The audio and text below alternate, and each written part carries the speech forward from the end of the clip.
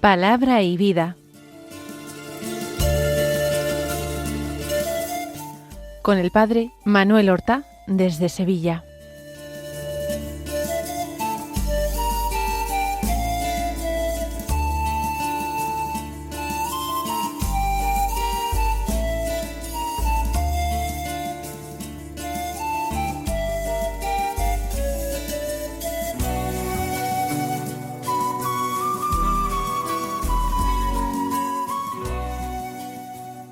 En el nombre del Padre, y del Hijo, y del Espíritu Santo. Amén. Alabados sean Jesús y María. Muy buenos días, queridos amigos, oyentes de Radio María y seguidores del programa Palabra y Vida. Hoy debería ser el martes de la tercera semana del Adviento. Sin embargo, como yo ya les explicaba ayer, hoy, por ser día 17 de diciembre, no se toman las oraciones y las lecturas propias de la tercera semana del Adviento, sino lecturas y oraciones propias del 17 de diciembre. Porque hoy comenzamos una octava de preparación a la Navidad. Así como tendremos después también una octava de Navidad, entre el día del nacimiento del Señor y la solemnidad de Nuestra Señora, la Virgen Madre de Dios. Vamos hoy a comenzar, si deseamos hacerlo, una novena al Niño Jesús. Quizás nos admiren sus frutos. Al Señor le complace mucho que nosotros veneremos, adoremos su infancia. Es un medio para hacernos nosotros también como niños y así poder franquear las puertas del reino de los cielos. Toda la liturgia de estos días está impregnada por esa invitación a la alegría que escuchábamos en el domingo Gaudete. Hoy la antífona de entrada, tomada del capítulo 49 de Isaías, nos dice: exulta cielo, alégrate tierra, porque viene nuestro Señor y tendrá misericordia de sus pobres. Vamos entonces a tomar la palabra de Dios que se proclama en la misa del día de hoy para meditarla en nuestro corazón. El texto del Evangelio es un texto largo y sin embargo un texto un poco extraño, porque contiene la genealogía de Jesús en el Evangelio de San Mateo, capítulo 1, los versículos 1 al 17, que dicen así: libro del origen de Jesucristo, hijo de David, hijo de Abraham. Abraham engendró a Isaac, Isaac engendró a Jacob, Jacob engendró a Judá y a sus hermanos. Judá engendró de Tamar a Farés y a Zará. Farés engendró a Esrom, Esrom engendró a Aram, Aram engendró a Aminadab, Aminadab engendró a Naasón, Naasón engendró a Salomón, Salmón engendró de Rahab a Booz, Booz engendró de Ruth a Obed, Obed engendró a Jesé, Jesé engendró a David, el rey.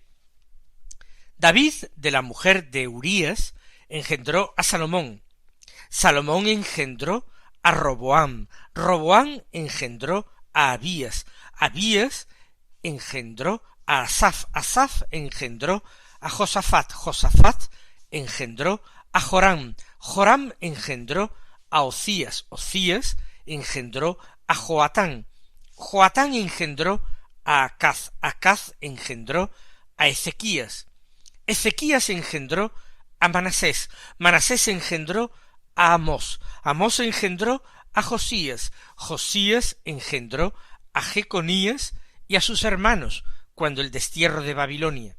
Después del destierro de Babilonia, Jeconías engendró a Salatiel, Salatiel engendró a Zorobabel, Zorobabel engendró a Abiud, Abiud engendró a Eliaquim, Eliaquim engendró a Azor, Azor engendró a Sadoc, Sadoc engendró a Aquim, Aquim engendró a Eliud, Eliud engendró a Eleazar, Eleazar engendró a Matán, Matán engendró a Jacob, y Jacob engendró a José, el esposo de María, de la cual nació Jesús, llamado Cristo. Así las generaciones desde Abraham a David fueron en total 14, desde David hasta la deportación a Babilonia, 14, y desde la deportación a Babilonia hasta el Cristo, 14. Ya he dicho que se trataba de un evangelio un poco especial, que no contiene directamente doctrina, sino que contiene una enumeración larga de nombres, la genealogía de Jesús. Así empieza el Evangelio de Mateo, libro del origen de Jesucristo, hijo de David, hijo de Abraham.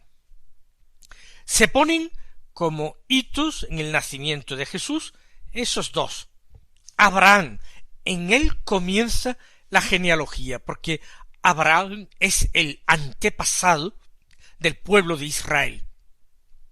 Abraham era un habitante de Mesopotamia, era un amorreo, era alguien que emigró de Ur a Harán y de Harán a Palestina, pero él es el que recibió la llamada y las promesas del Señor, y las transmitió a su descendencia, una descendencia que aunque humanamente parecía imposible, fue realmente numerosa, una descendencia que constituyó un pueblo, y un pueblo con una identidad, y un deseo de sobrevivir a los avatares de la historia como no ha tenido ningún otro pueblo en la historia universal. El segundo personaje, el segundo hito es David el rey. Abraham fue hombre que recibió promesas, la promesa de una descendencia y de una tierra. David ya tenía una tierra. En su tiempo la monarquía judía fue poderosa, fue el gran momento de esplendor de la monarquía hebrea. Él también tenía descendencia de varias mujeres que tenía. Pero David recibió otras promesas extraordinarias, de las que se fió, en las que creyó. Por eso se pone a la altura de Abraham. Y la promesa que le hizo Dios es que de su descendencia saldría un príncipe, el Mesías, que reinaría para siempre sobre la casa de Jacob. Un príncipe cuyo reino sería para siempre, jamás. La promesa mesiánica se le hace a David y a la descendencia de David. Y ello engendró la creencia y la falsa esperanza de que la dinastía de David nunca sería derrocada del trono de Jerusalén. Pero vayamos ahora al detalle. Hijo de David, hijo de Abraham. Y ahora empieza con 14 generaciones, desde Abraham hasta David.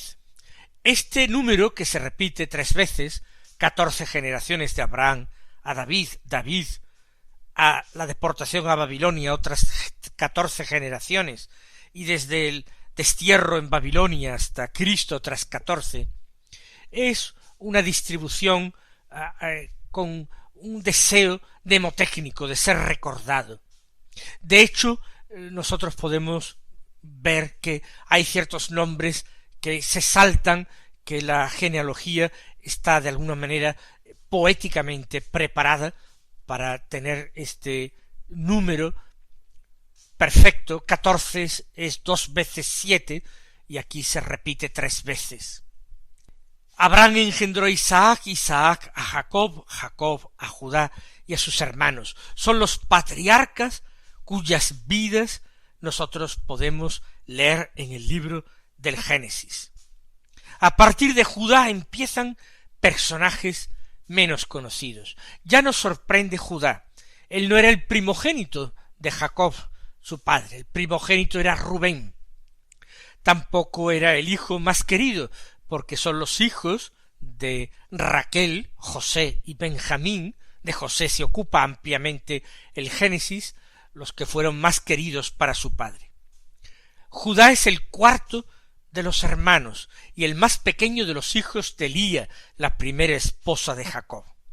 Pero él es el que va a heredar esas promesas que se le hicieron a sus antepasados. Siguen nombres menos conocidos. De Tamar engendró Judá a Farés y a Zará. Pero esa presencia de Tamar en la genealogía de Jesús es un baldón, porque Tamar era nuera de Judá, y aquello era algo gravemente ilícito, pecaminoso, algo sancionado por la ley como un delito.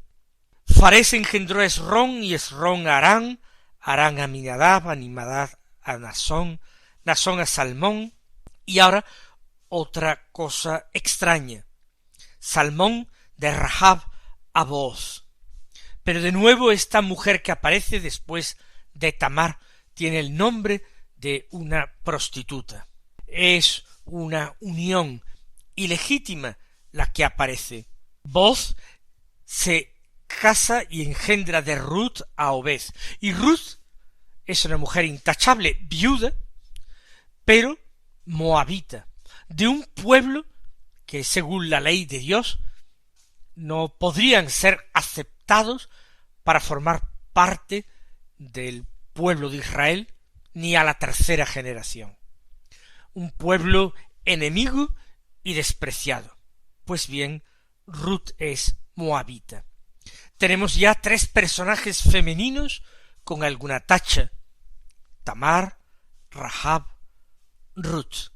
No se está destacando la mayor nobleza y santidad en la ascendencia de Jesucristo. En sus antepasados hay pecado, y el Señor se inscribe dentro de esta línea genealógica manchada por el pecado, pero Dios ha sabido manejar los hilos de la historia de manera que incluso a través de esto, hasta a través del pecado de los hombres, Dios también lleva adelante su plan de salvación y logra ir realizando su voluntad. De Obed nace Jesé, y Jesé es el padre de David. Con esto culmina la primera lista de 14 generaciones. Empieza la segunda con David, y David de la mujer de Urías engendró a Salomón. Fíjense que se subraya de la mujer de Urías. Sin embargo, Salomón fue engendrado ya dentro del matrimonio. La mujer de Urías había quedado viuda cuando David la desposó y cuando lo engendró a Salomón. Sin embargo, destaca la genealogía el adulterio previo, el adulterio que cometió David. Salomón a Roboán, Roboán a Abías, Abías a Asaf, Asaf engendró a Josafat, Josafat a Jorán. Ya digo, faltan algunos reyes. Jorán a Ocías, Ocías a Joatán, Joatán engendró a Acaz, Acaz a Ezequías, Ezequías a Manasés. Hay reyes piadosos como Ezequías, reyes malvados como Acaz. Amós engendró a Josías, Josías a Jeconías y a sus hermanos cuando el destierro de Babilonia. Ha completado el evangelista Mateo otras 14 generaciones. 14 generaciones formadas en gran parte por reyes de Judá, de la dinastía de Judá, sucesores de Roboán, hijo de Salomón. Ahora emprende una lista de 14 nuevas generaciones mucho más desconocidas, porque son generaciones que empiezan con el destierro de Babilonia. Salatiel, Salatiel a Zorobabel, Zorobabel a Abiud, Abiud a Eliaquín, Eliaquín a Azor, Azor a Sadoc. No se nombran aquí ya mujeres, como en las primeras partes. Sadoc a Aquín, Aquín a Eliud, Eliud a Eleazar, Eleazar a Matán, Matán engendró a Jacob. Y Jacob a José. Tenemos una cierta identidad de nombres.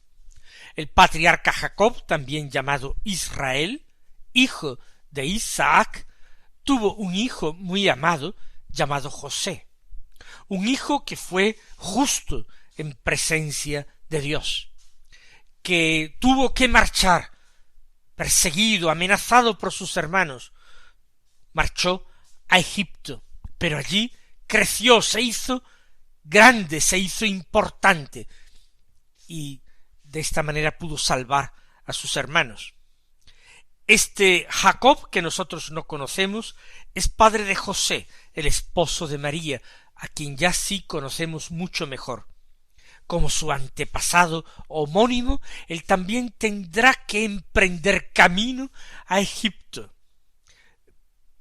para librar al niño Jesús de la amenaza de muerte que supone Herodes. Y después de haber salvado su vida en Egipto, el Señor volverá para ser el salvador de sus hermanos.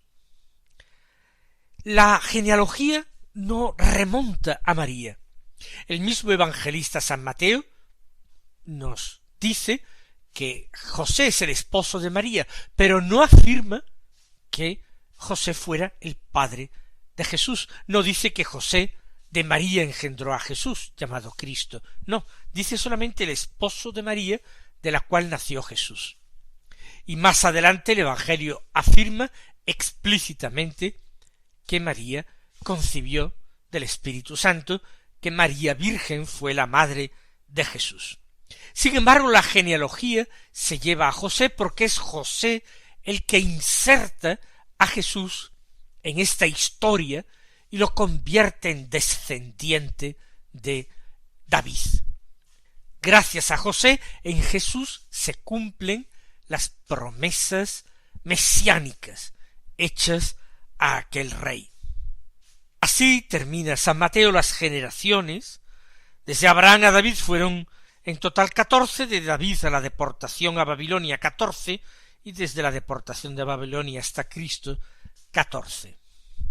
Son números de perfección, son números redondos, fáciles de recordar, pero todo este orden, toda esta perfección, entraña, como hemos visto, historias de pecados, historias turbias. Y el Señor está al final de la genealogía. Él es el retoño de ese viejo árbol retorcido, un retoño que florece. Jesús viene a salvar de los pecados, a su misma familia, a sus mismos antepasados, viene a salvar de sus pecados a la humanidad que caminaba en tinieblas y en sombra de muerte. Que este último tramo del Adviento sea para nosotros un momento luminoso de revelación, que el Señor se digne darnos conocimiento interno de su Hijo Jesucristo, que el Señor se digne hacernos conocer el corazón de Cristo, fuente de Espíritu Santo, fuente de vida y de salvación y de esperanza para nosotros.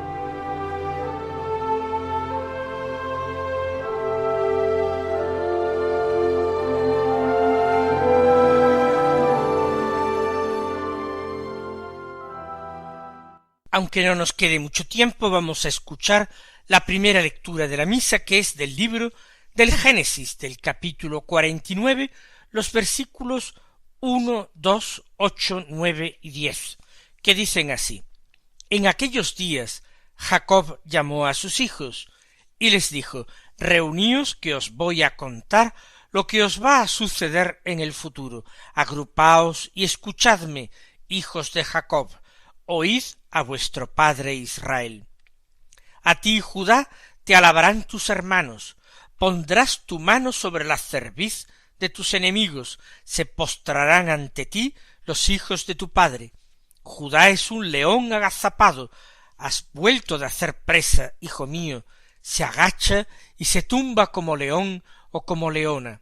¿Quién se atreve a desafiarlo?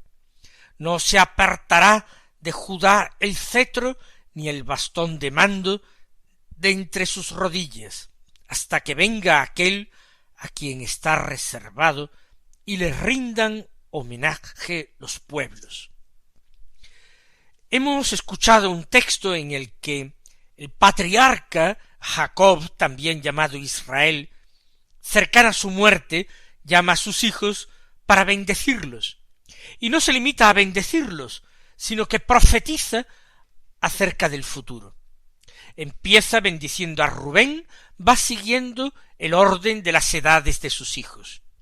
Al llegar al cuarto, Judá pronuncia esas palabras que desvelan un porvenir magnífico. A ti, Judá, te alabarán tus hermanos. Ciertamente, este texto inspirado, que es palabra de Dios, fue escrito ya en tiempos en que la monarquía había deparado una dinastía como la de David, que procedía precisamente de la tribu de Judá. Podríamos decir que aquí ya no hay una previsión del futuro, porque fue escrito a posteriori.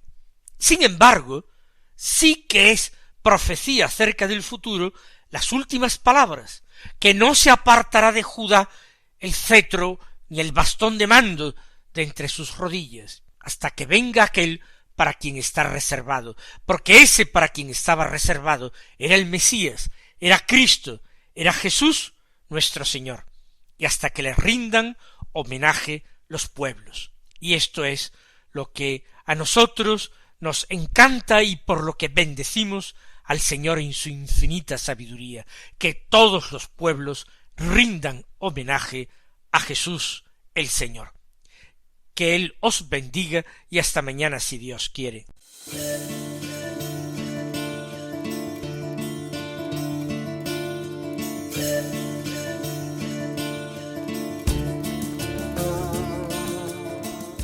Han escuchado en Radio María Palabra y Vida,